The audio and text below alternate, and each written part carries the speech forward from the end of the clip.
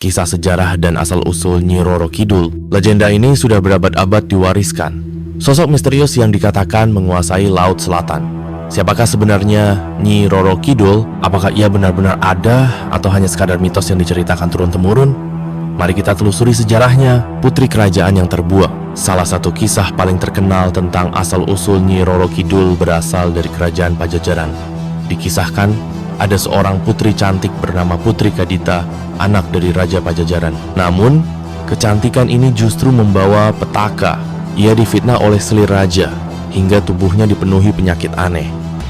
Sang raja, yang termakan hasutan, akhirnya mengusirnya dari istana. Putri Kadita berjalan tanpa arah, hingga tiba di pantai Laut Selatan. Ia memutuskan untuk berendam di laut, dan di sanalah keajaiban terjadi.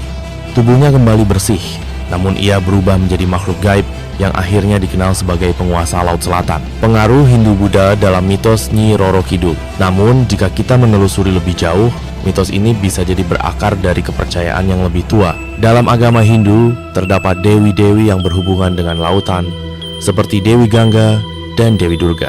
Beberapa pakar meyakini bahwa legenda Nyi Roro Kidul adalah hasil perpaduan antara kepercayaan Hindu dan kepercayaan lokal masyarakat Jawa. Mungkinkah Nyi Roro Kidul sebenarnya adalah representasi dari Dewi Laut yang lebih tua, yang kemudian diserap ke dalam budaya Jawa? Perjanjian mistis dengan Kesultanan Mataram. Legenda Nyi Roro Kidul juga tidak bisa dipisahkan dari sejarah Kesultanan Mataram Islam.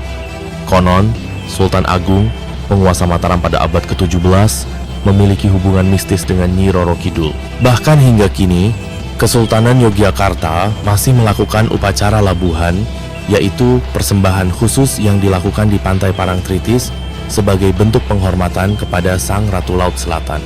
Ini menimbulkan pertanyaan, apakah legenda ini hanya mitos? Atau bagian dari strategi politik kerajaan untuk memperkuat kekuasaannya? Kesimpulan, jadi, apakah Nyi Roro Kidul benar-benar ada?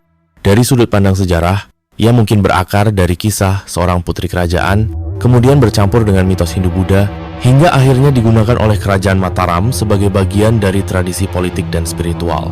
Namun, di sisi lain, banyak orang yang mengaku pernah melihatnya. Dan fenomena aneh di Laut Selatan masih menjadi misteri hingga kini. Bagaimana menurut kalian? Apakah ini hanya mitos? Atau ada sesuatu yang lebih dari sekadar legenda? Tulis pendapat kalian di kolom komentar. Jangan lupa like, subscribe, dan nyalakan lonceng notifikasi agar tidak ketinggalan kisah-kisah sejarah dan misteri lainnya. Sampai jumpa di video berikutnya.